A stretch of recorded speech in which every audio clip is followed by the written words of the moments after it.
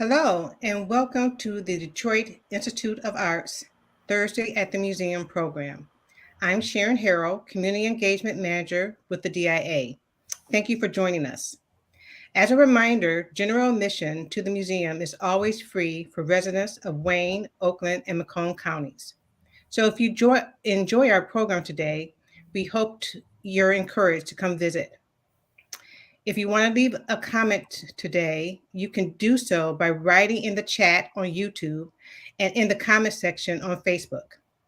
Today, we have a studio visit with artist Carey Gustafson and Zach Freeling, studio coordinator at the DIA. Welcome. Hey. Hi, Sharon. Thank you. Hi. Hi, Carey. Thank you for being with us today. Yeah, thanks for having me. Of course. I'm very happy to have you and welcome back, everyone. I'm excited to chat with Carey today. So here we've got an image of you in your studio. Is this the same studio where you're at right now? Actually, no. This was back at my first home studio space when I was living in Ferndale for many years. It was a little paneled off old office from the previous owners, so I kind of converted it. And so that was a handful of years ago. So the studio now is a lot brighter and nice. Above ground. Oh, that's great. That's a big plus. So we're going to kind of dive right into it. Like Sharon mentioned, anyone joining us on Facebook or YouTube, feel free to leave a comment in the chat and we'll get to those promptly. But to start us off, Carey, do you just want to talk a bit about, who you are and what you do, a little bit of an introduction? Oh, sure. Hey, so I've lived in Metro Detroit my entire life. I grew up in Clawson, went through Clawson schools, and then made my way out to the Ferndale Oak Park area in the mid-90s. And for a long time, I was working for different fabrication companies in Metro Detroit. And over time, I set up that little shop that you saw in that previous photo and just started making like small scale pieces and kind of started giving them out to friends and family. And slowly but surely, it just kind of blossomed from there. Yeah. That's great. So can you talk a little bit about this piece that's up on the screen right now? Oh, yeah. So this one I was working on earlier in the year, pre-springtime. Michigan, we get these awesome seasons. So I was kind of feeling coming out of last winter. And for this piece, I do like kind of a series when I have a show coming up. So it's kind of a one-of-a-kind attempt. So I start with the petals first and kind of my color choices. And then kind of move them around, even on the table, and kind of decide how I like them to look. And then from there, I decided to put it in seemingly like a big bowl that it's planted in. And I always just try to have fun with the colors and not be too strict with this kind of work, with being too, dirt is brown. Well, dirt can also be like this mottled, pretty green. It looks nice up in the window. And for projects like this, I think more is more with color. Like I save all my glass up down to like a pretty small size when I'm working with sheets of glass. And then I always like color code them and save them. And that way I have a lot more in stock at any given time because I've got smalls. So for this, I make a little pattern piece that's maybe an inch or two. And I just start tracing out in a huge stack of my smalls. I start tracing out these colors and and just put it together and see what kind of speaks to me. It kind of dictates when it's done as far as the choices. And then I cut out the background glass or the glass that supports it, put that off to the side, pick some more petals and kind of work from there. So this is definitely a one of a kind. Nice. Yeah, I like this one a lot. This one jumped out to me, and I thought it'd be a nice one to kind of start the chat with. But moving on, I wanted to look at The first work of yours I remember seeing were these night lights and other glass ornaments and pieces based off of different musicians and actors and celebrities and things. And I feel like I've seen these for quite a while at things like the Ferndale DIY Fest or other art fairs and markets and whatnot. Can you talk a little bit about how you arrived at this and just tell the folks a little bit about these pieces? Yeah, sure. When I was working at those companies that I had mentioned earlier, right around the mid-aughts, like 2004, 5, 6, was coming to the end of kind of my career of working in an art company for other people. I had that small studio set up, and I was playing music, and I was pretty involved in just the music community and Metro Detroit, and just running around town and having some fun. And one of the things that I always would hit up is the Garden Bowl would have like these Wednesday night little craft shows while they had the leagues going. So some friends and we mostly met there, but some buddies became kind of regulars, and we'd go set up and sell. And I was making little cute things, and I was just starting to get out doing my own series of stuff. So I thought, well, what better way to start in a rock and roll bar than to just bring some characters?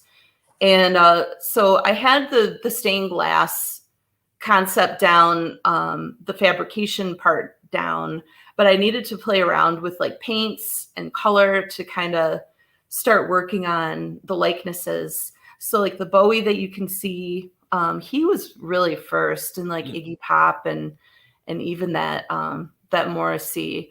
And they're a little bit more simplistic. And as time went on, I really got into doing shading and having the likenesses really pop out.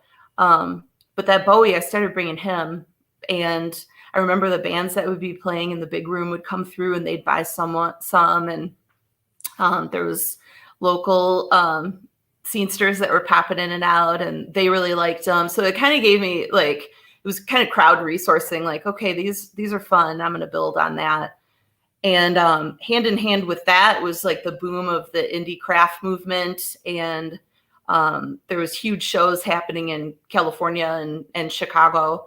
And so this was just a beat before some friends and I started to work on Handmade Detroit. It all kind of went hand in hand. Doing setup and sell shows, taking traditional concepts in art and craft and kind of spinning it into either a silly direction or a modern direction, and sharing like upcycled types of crafts and artwork into like modern day, essentially. That's great. Yeah, these are great, and I really do like that mix of the kind of like everything you're saying, the traditional craft and then the modern kind of pop culture vibe to it. Yeah. About how many of these would you say you've done, if you Wow. if you could guess? How many like unique figures, characters, people? I have, well, in my Etsy store, I try to keep some of the hits in there that people over time have been interested in ordering. And then I've done custom work all the way through. So I would get random requests that would sometimes I would, duplicate here or there. I guess in total, I mean, honestly, over 15 years, I don't know, many hundreds of different personalities, not including like civilians or pets and more of the custom work. And we'll get to that in a little bit. Mm-hmm. But I like to, and it seems like you kind of, relate to things people might request or want, but also it seems like I assume you stick pretty close to your taste and kind of stick with, people you admire, respect, enjoy. Yeah, it started out that way for sure. I mean, if I like Peewee Herman, a lot of people I know like Peewee Herman. Yeah. I also like to make stuff that doesn't get a ton of merchandising. and I always feel, at shows, people will be like, where's so-and-so? Where's so-and-so? And it's like, well, there's so many millions of people I could have picked from. Like, here's my card, let me know. So, it just depends. But I feel like if I'm making something I like, it's going to show the heart behind it and just my technique. And then people are like, well, you couldn't make Elton John, could you? I'm like, yeah, I can. So it just kind of evolved from there. Yeah. Kind of like a mix. Yeah, that seems good. I threw these two together just sort of vaguely Halloween themed, I guess. But this is just kind of a nice zoom in. This Kurt Russell and Jack Skellington. We had a question here from Marjorie asking, are these painted on glass or actually glass? Yeah. So I use the Tiffany style foil wrap technique. So each piece is cut and then I foil wrap each piece. I solder it together. I assemble it until it's a finished product, a finished nightlight. And then I go in and I hand paint the facial features. I don't use a kiln in my practice. These are all like different glass paints, different enamels. I play around with different paints to see for longevity. I try to take the paint off to see if it's, when I was first getting started, I really wanted to make sure that I was making something that would last. And, 5, 6, 7, 8 years in, people would come up and say like, man, I think I bought something from you like almost 10 years ago. And I'm like, how's it holding up? How does it look? And, they're like, great. It's like, I just bought it. So I've kind of had to go with it in that respect, just trial and error to do it and make it affordable. It's really important to me to squish all of my fabrication practice and all my years, 30 plus years now in practice, into each piece. It's solid. It's the finished work is important to me. And then I give myself a little bit of slack with the painting because everyone is by hand and kind of, depends on the day, depends on how I'm seeing the images that people send to me to use. So when I do custom work, I always say like, I can finesse the finished product. This is your family member, your likeness that you want me to work from. So I want you to give a yay or nay, like I can adjust it. And people are very receptive to that because not everybody has, they're buying a special gift for someone. I get a lot of special occasion orders, and I just want to make sure that it holds up for them and it looks like them if it's a likeness. Yeah, that's great. So hopefully that answered Marjorie's question. And I think these two examples show a little bit of that. And we are going to Carey will be rather demonstrating the process a little bit towards the end here in about 15, 20 minutes and kind of showing how the process goes. These two I also wanted to show together, these kind of Nielsen related ones. Again, going off of that, clearly a lover of music and lots of, things that really show your tastes and personality. Also, we had a nice comment here from Jonathan Weir. Just wanted to let Carey know that I'm a huge appreciator of her contributions to the arts over the years. A true blessing to have in our community. Oh, gosh. It's very nice Thanks, from Jonathan there. That's so nice. Speaking of music, one thing I always like to ask folks when they're, zooming in from their studios, you do a lot of musicians. Do you tend to listen to that artist when you're making them? Is that overkill? Do you have any go-to things you listen to in general? I listen to comedy podcasts. Okay. I'm a huge comedy lover, and that brings me joy. Like hearing adult, hilarious people talking. That's what I listen to. I do love music. I played music and was in the music world for a really long time, and in the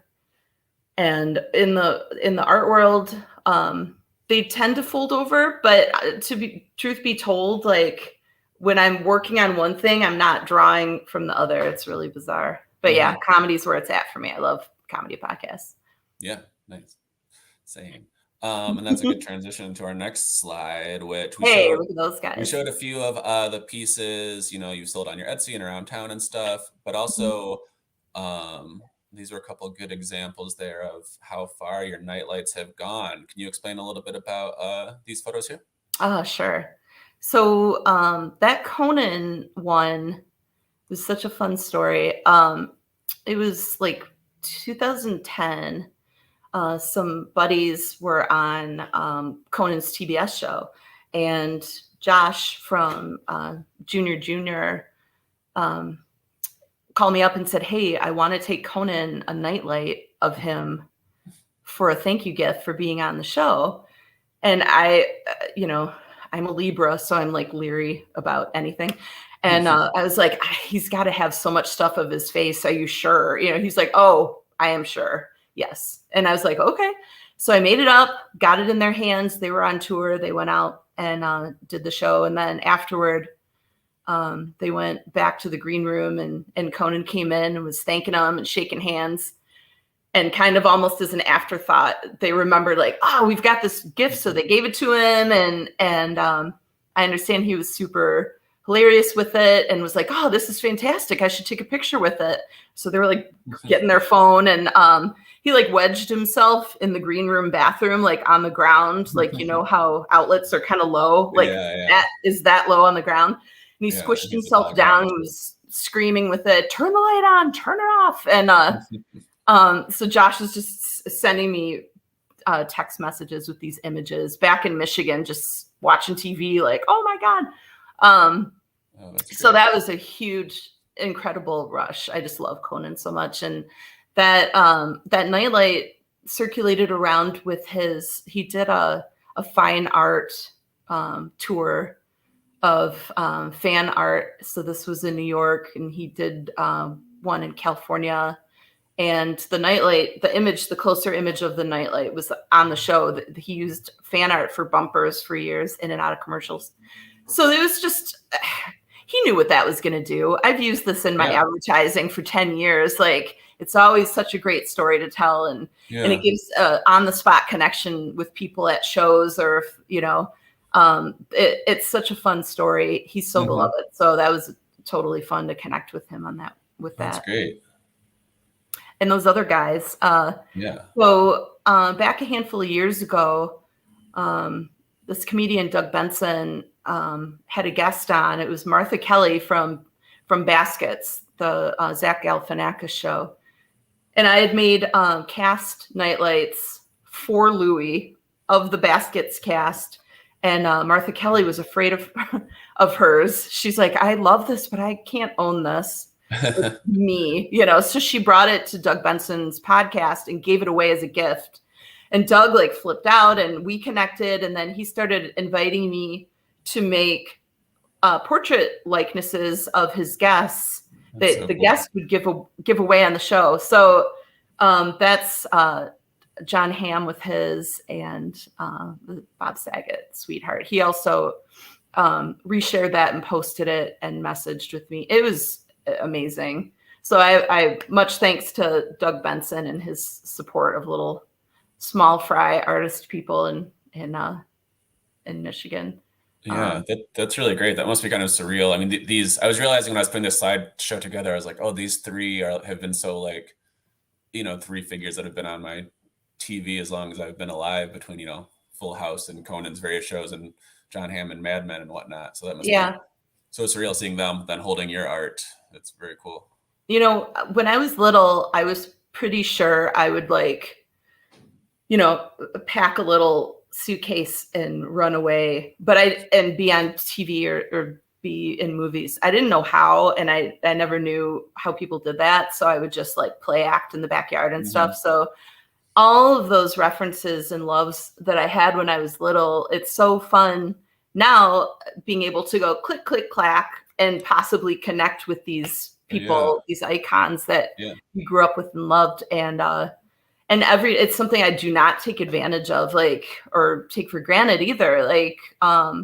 Social media, and I didn't come up with it. I'm Gen X, so it's all new to me. But coming up with social media and being an artist and running a small business and being able to get these connections, however randomly, is amazing. It gives you an instant bump, an instant page bump. You're reaching a new audience, and you never know who you'll connect with. I've met a lot of local people now too, in addition to reaching across the globe or across the country.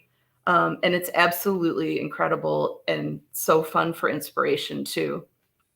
I work from home. I'm here alone a lot. I'm listening to those podcasts and doing my work, especially now in my busy season. So those connections, even online or far away, or meeting new people that way is to me just as important if you don't get face-to-face contact all the time. That's great. And if anyone's just joining us, a reminder that we're talking to Carey Gustafson from Glass Action. Link there at the bottom. Instagram is probably the best place to find the samples of work and links and everything. These two pictures are great. And then you mentioned the cast of baskets. That's there. The great Louis Anderson. As well. And you did mention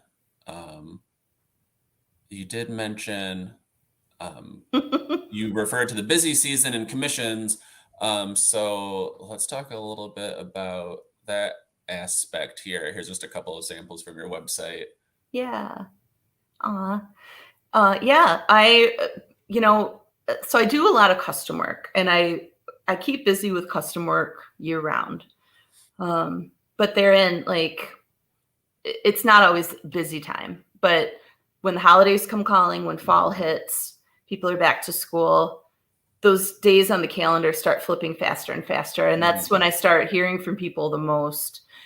Sometimes it's like, I've been following you forever. I've been meaning to order this. Let's do it. And sometimes I show up in somebody's story or feed and they're like, that's so cute. I want, can you do my dog and send me a picture?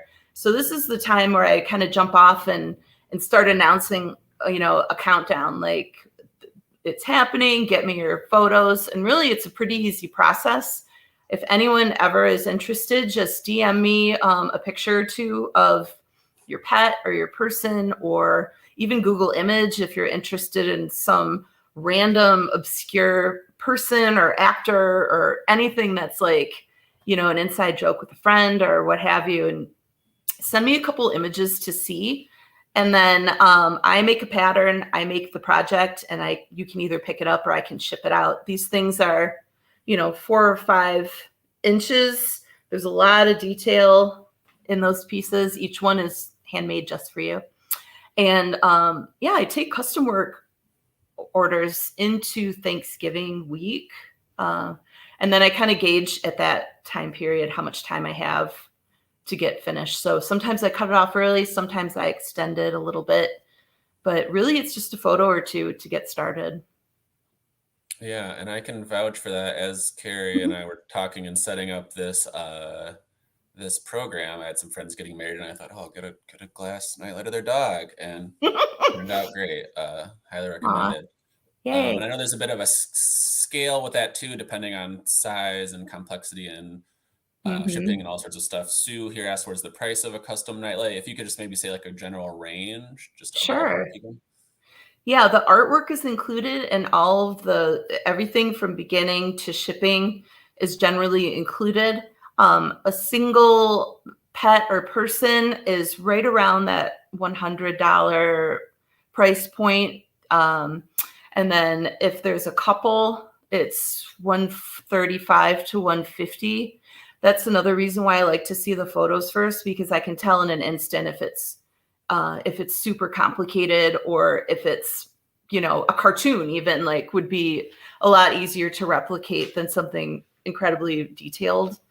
So that's generally the price point. I also do discounts if you want multiples. If you want one thing replicated a few times, I'm using the same pattern, and I can kind of work on it that way. So everything is custom based on what you're interested in. Same with those the pets and projects like that.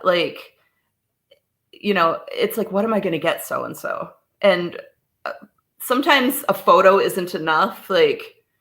to have stained glass be regal and be so, like mystifying. It's so fun when people are like, what am I seeing? What is this glass? It's so fun for me to make those personalized gifts and to hear feedback from people. So I appreciate you telling me that too. I absolutely love it. It's the favorite thing of what I do, particularly pets, because it can be sentimental too. It can be an in memoriam thing for somebody that's really hurting.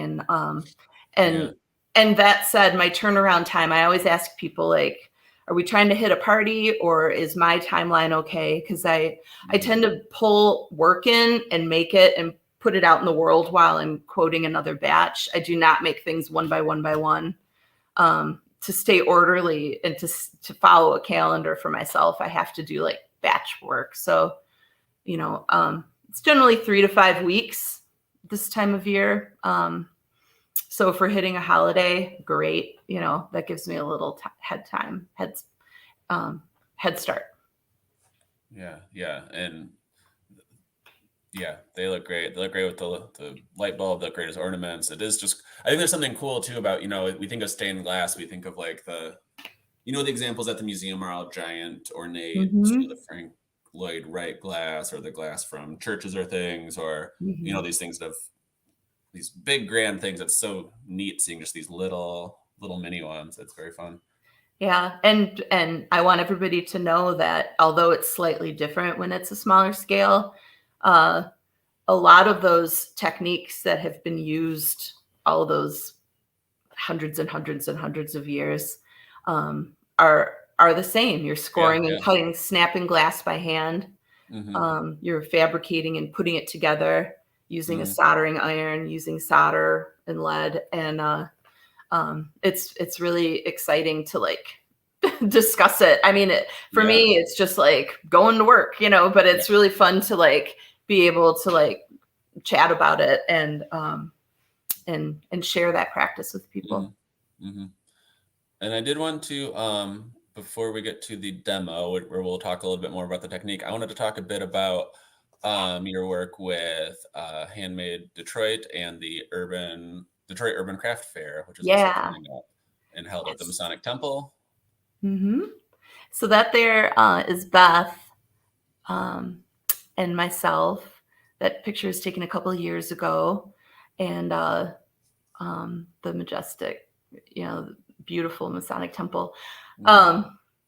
So 2005, 2006, some buddies and I got together with a few other people, and we decided to bring a big craft show to Detroit. And the first few years it was in summertime, and then it made sense to move it closer to the holidays when everybody's looking and shopping and needing creative things to buy for their loved ones. So we're gearing up for the 17th year of the show. It's always the first weekend of December. So this year it's the 2nd, 3rd, and 4th at the Masonic Temple. And we're up in the drill hall. If you've ever been to Derby Girls to see them skate, that's the room that we're in.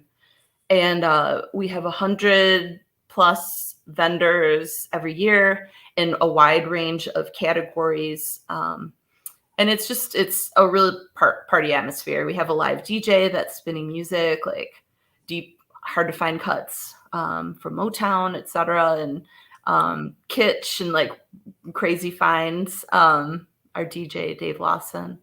And then it's a beautiful weekend. It's so much fun. We have kid activities in the afternoon. We have a lot of return vendors. If they apply and return, they are, as far as we're concerned, the top of their game. But every year we always look for new people.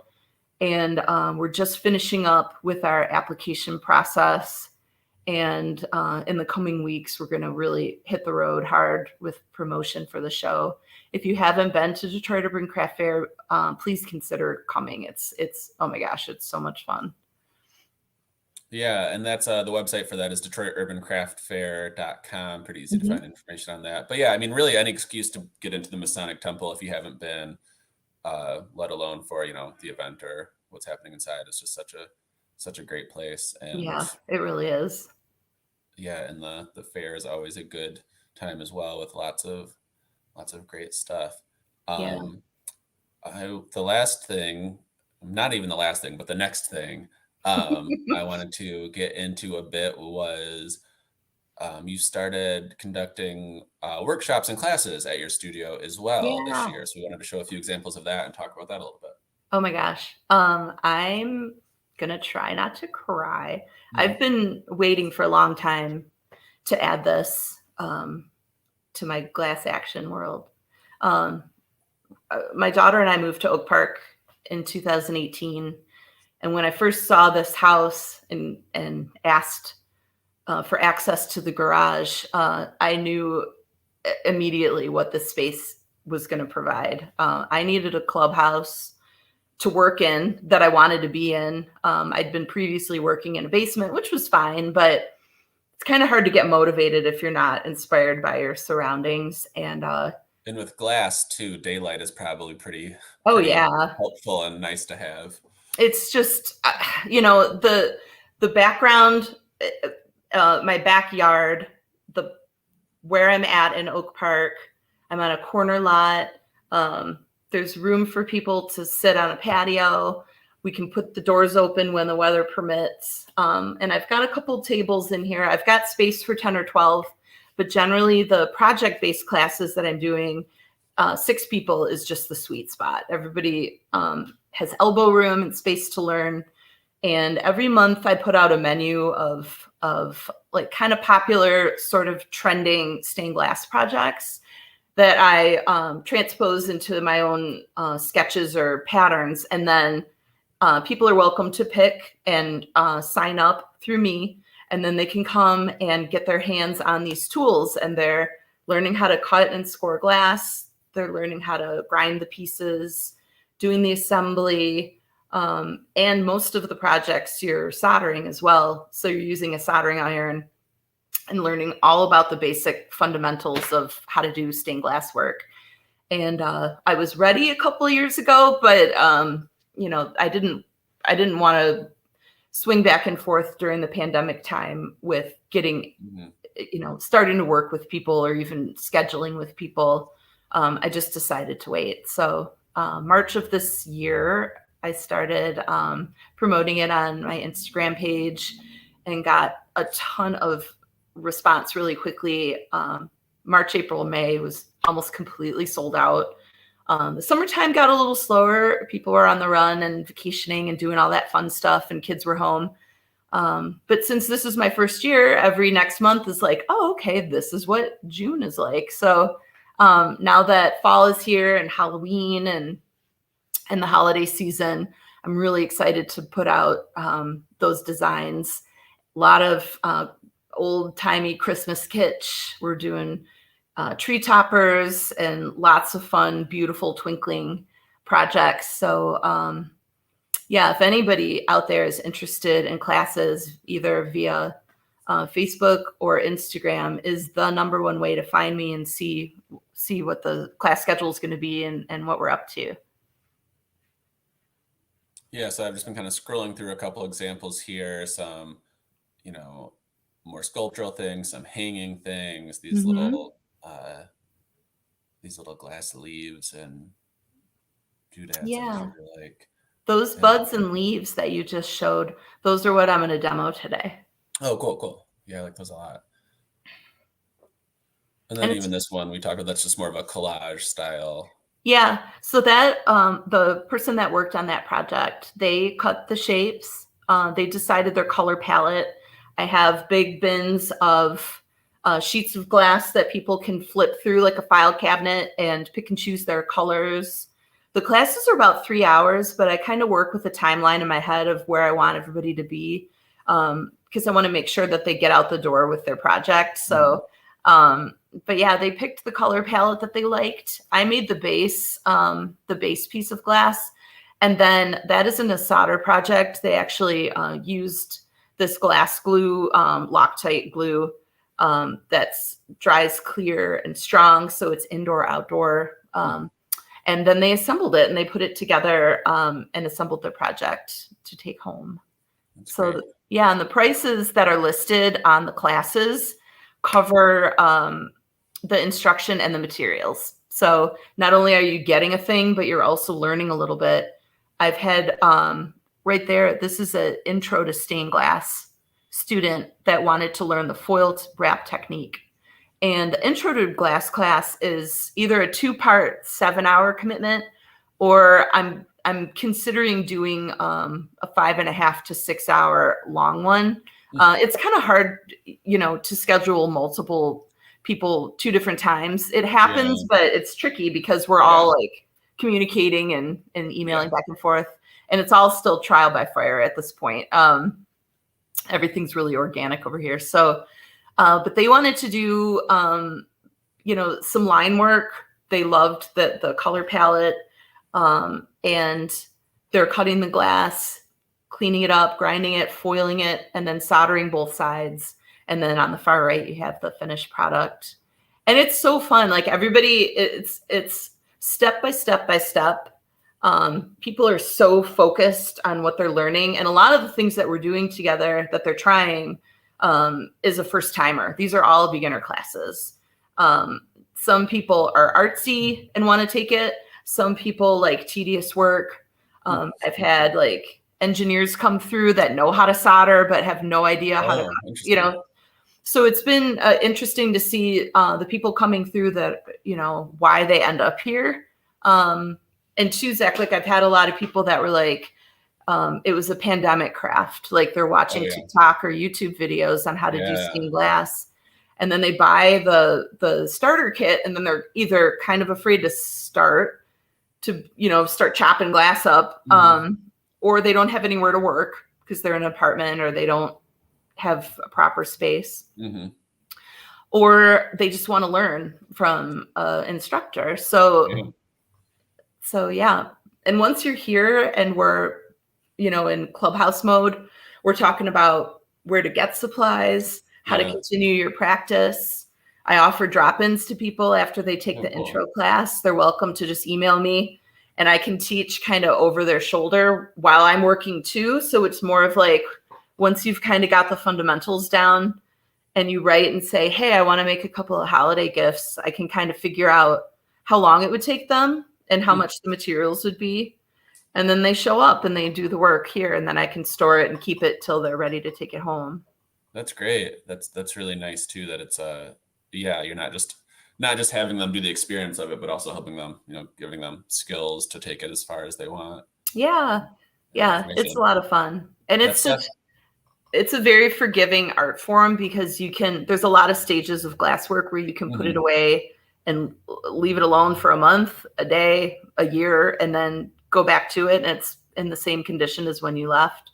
So it's not so time consuming of like, oh, I have to get this done or finish this thing. You can so it's great for like, moms and dads or people that have little ones or time constraints. Yeah. I think it can be pretty intimidating, but really seeing this broken down, even just in these few photos and through talking today, and what you were saying about, pandemic time crafts, that's been something that's been kind of popping up through these different artist chats, whether it's screen printing or ceramics or, glass.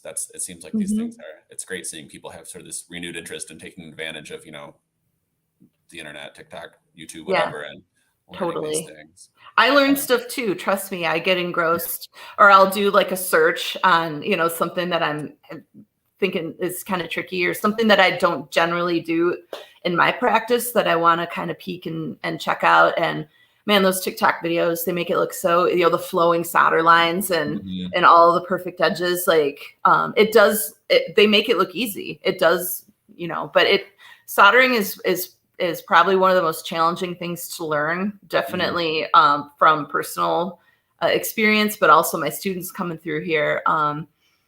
But we allow enough time for them to get their thing done for sure. Last question before we switch to the demo. And you touched on this a little bit with some of the other vendors. I think you mentioned even this word kitsch, speaking of Dave's Records maybe. But Jonathan again asks, Carey, if and when appropriate, would you please describe your relationship to kitsch, curio, and arriving at an intersection of these things as fine art? Ooh. That might be a big question before the demo, but didn't want to let that. Yeah, I mean, Jonathan, it all, for me, it's just a love of pop culture. And, you know, I love collectibles and 50s, 60s, 70s collectibles. I'm a total thrift store junkie and estate sale hound. I got into that as an adult. I didn't grow up with it, but I got into it in high school and as an adult, treasure hunting. And the things that I always gravitate to are blow molds and sculpture. And if you're lucky enough to hit an estate sale that has like handmade goods, that stuff drives me wild. Yeah. And, you know, TV and growing up with the Muppet Show and all of Jim Henson's influence, like I maintain that whatever you really fell in love with when you were like 5, 6, 7, 8, it rides along with you your whole life. There's definitely trends and things that people get embarrassed about later of like, oh, I can't believe I liked that band or whatever. But when you're little and really your heart opens up to a style or a technique, like it makes a big imprint. And, you know, honestly, like, you know, when I was growing up and going to church, I wasn't necessarily marveling at the stained glass or finding a connection with it, but that so happened to be my very first big project. I started freelancing for a company in 1990. Oh my God. I had just graduated from high school, and they needed someone to draw a huge drawing of like Jesus and lambs and stuff and mountainsides for a baptismal font down in River Rouge. And so that was a big project to jump into. And then they asked me to stay. And that's really how I got into it, was just by chance. I knew I wanted to do something in art, but I wasn't quite sure what or how. And that's once I made that connection, it became a lifelong vocation, I guess, for my career. That's great. Yeah, and there is just something that's so, you know, these are these bright, new, brand new, shiny objects, but just something about them automatically feels so timeless in a way that, you know, does have kind of a vintagey feel. And yeah, and there's like, it's family heirloom too. I hear from a lot of people that are like, oh, my grandma, my uncle, my cousin, my aunt used to do stained glass, and I have their stuff and I don't know how to use it, or I have some of their pieces they never finished. Can we work on them and finish those pieces? So when I think of the holiday season, you know, what's more of like pulling your heartstrings than family heirlooms and pulling out those ornaments year after year. And that's the thing that I love so much about handmade goods. I mean, when you're little, you remember those, you know, your Atari or like those big gaming systems. But as you get older, if somebody makes you something, it just skyrockets you back to when you met them, when you received it, what it meant to you. And that's incredible. Yeah. All right. We had about 17 minutes left. We went a little long on the chatting, as it goes sometimes, but I think now Carey is going to show us some demo here. So we're going to shift the view a bit and go full screen. If you have any comments, keep them coming. We'll get to them at the end, hopefully. How's that look? Oh, that looks great. Okay, good. And I think, yeah, there we go. So we'll just give you the full screen, and I'll just be the voice. So we wanted to show you guys that are watching today or in the future. So this is one of the projects that I've been teaching this year that time after time people want to make. And they're really cute. They're these little stained glass buds and leaves. And they move around and they stick in a little pot or whatever at home, and they catch the light really nicely. And it's the perfect beginner project because however they turn out is the way that they were meant to look, as far as I'm concerned. And that's what I tell my students learning, like, listen, this is a first time project. So don't beat yourself up. But 99% of the time, I have to say, everybody's thrilled and high-fiving and really happy with what they take home, which I'm really happy about. So step one in a project is deciding what you're going to make. We decided we're going to work on these little buds. Here, I'll lay them out so that we can see them.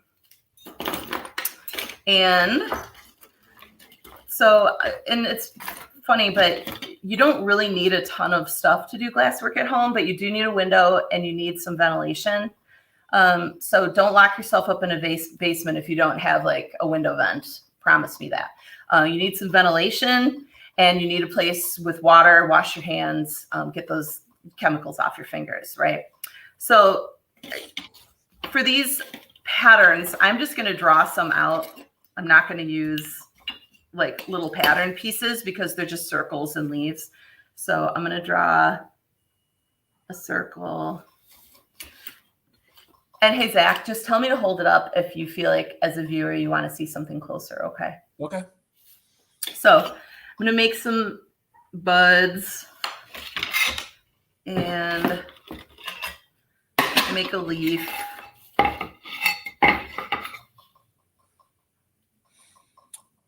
What is your main glass supplier where you get these lovely pieces? Oh yeah. So my the shop that I go through the most is Delphi Glass in Lansing. Yeah. And I could drive the hour and get in there and drive home, but generally I take advantage of their shipping because for that I can order exactly what I need. But I also do hit estate sales and I buy from people locally that have glass or retire or they have it and don't know what to use it for, you know, so definitely message me if you've got a closet full of colored glass that you're not using. I'd be happy to either teach you how to use it or take it off your hands. So first step, I've got my pieces. Let's do a red one too. Why not? All right. So I've got my pieces and this is a basic glass cutter. There's a couple of different shapes. I teach with both of these, this pistol grip cutter and this like stick cutter. They both have the same cutter head on them. And you're scoring the glass when you cut. And I'm just going to score right along the line. You can tap underneath it and then squeeze and you pop your piece out. And these pieces have raw edges. When you're cutting them, obviously it's glass. So once all the pieces are cut out, we go over to the glass grinder and grind them nice and smoothly on the edges. That way when you're handling them further, the corners aren't sharp and you're not working with it and like, you know, there's enough of a chance that you're going to get cut using glass. You might as well like smooth it out and make sure it's not too sharp. And if you're working off a pattern, you want to make sure all your pieces fit together nicely, which is another reason why you would grind it right to your marker line. So I'll cut out these buds.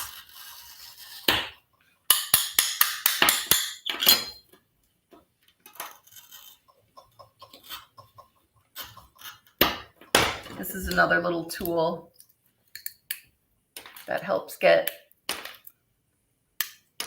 the glass edges off to make your little bud shape. Got that, this. I'm not going to grind them because why? It's just a little demo.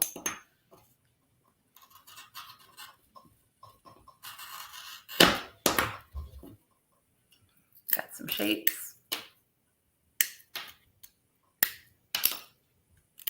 And this is essentially the same process you'd be doing for any of the work we looked at, whether it was the hanging wind chime or the collage or the night lights, right? Yep. Everybody that comes here cuts their own glass. Very cool. So then after I grind my piece, for most of the projects, the 3-hour class, it's kind of like, I call it make a thing because you're making a thing. And it's also like a one-time commitment. And So then I use this hobby cane, and it's like a bendy lead project cane. And what's great about this is it's a time saver, but you're also soldering. So you kind of roll your piece along and start back at the beginning. You've got your thing in there. And then get a little pair of these nippers and cut the lead off. And I do go through like when people sign in for class, I do go through some safety so that everybody's on the same page about what we're going to be doing and safety practices during class. And then afterward, if you want to continue your practice, I just want to be upfront with everybody. Stained glass is a safe art form. You just have to be conscientious and not get lazy. Meaning, I don't have gloves on right now because I'm demoing, but I don't want to go in the house and eat a sandwich because that stuff, you know, you get the stuff on your hands. Yeah. But it's not absorbed through the skin. So you can wash your hands. When you think of lead, you think of lead paint. Kids eating lead paint chips and then lead, right? My lead numbers test the same as most human people because I wear gloves. I have a well ventilated area.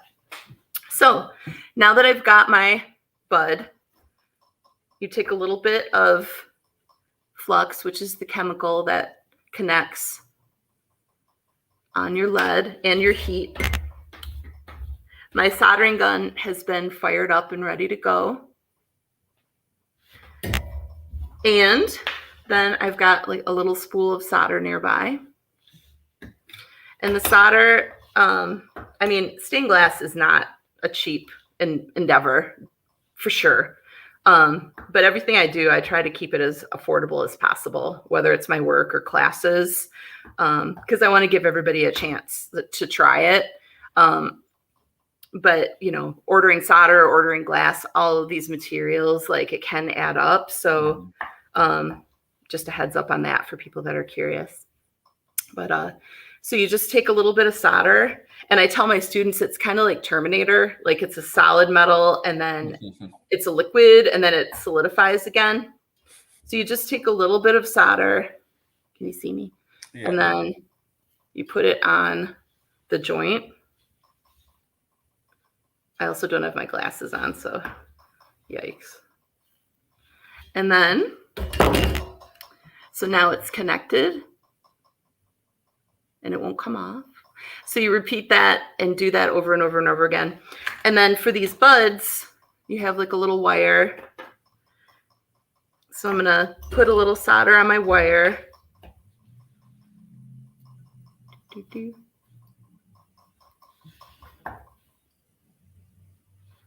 And then you can connect it.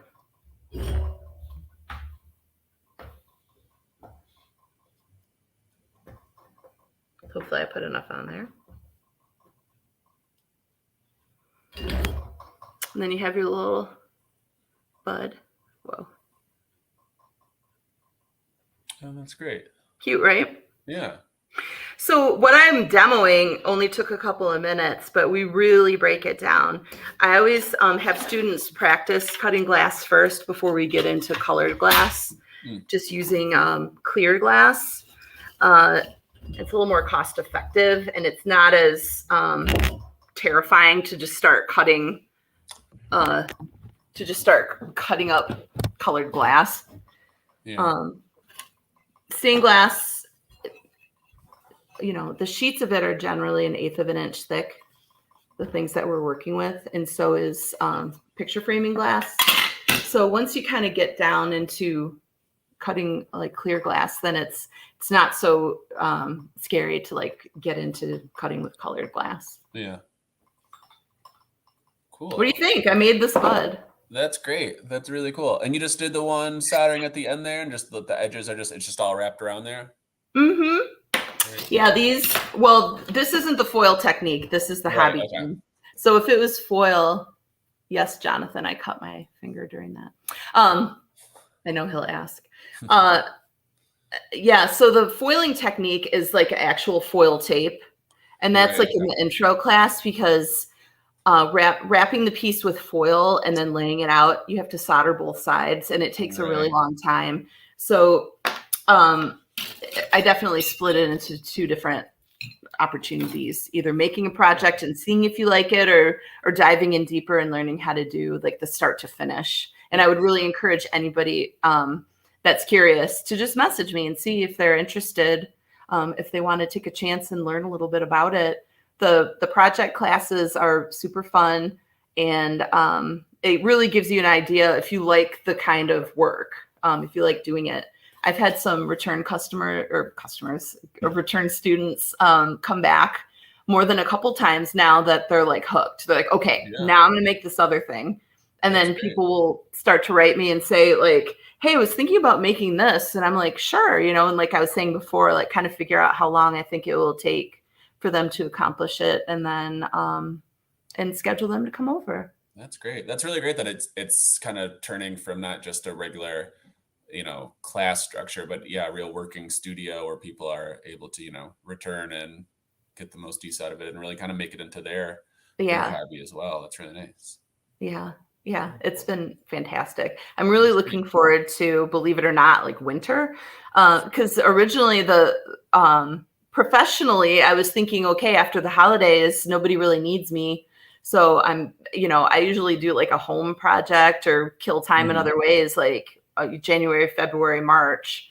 And the goal was, for years, I've had people asking me about teaching for seriously like 20 years, like, are you teaching stained glass? And I never had the space to do it. And I never wanted to like pack up all this stuff and take it to some community center once a month. It just didn't, I wasn't interested. But now that I have a place that I can host people, I cannot wait. I have a little fireplace that gets going out here, and it's Michigan. It gets boring, after we ring in a new year, it's like Netflix and just waiting for springtime. So, so I want to share the space and have people come over and keep me busy and get them working on some new art concepts and new appreciation.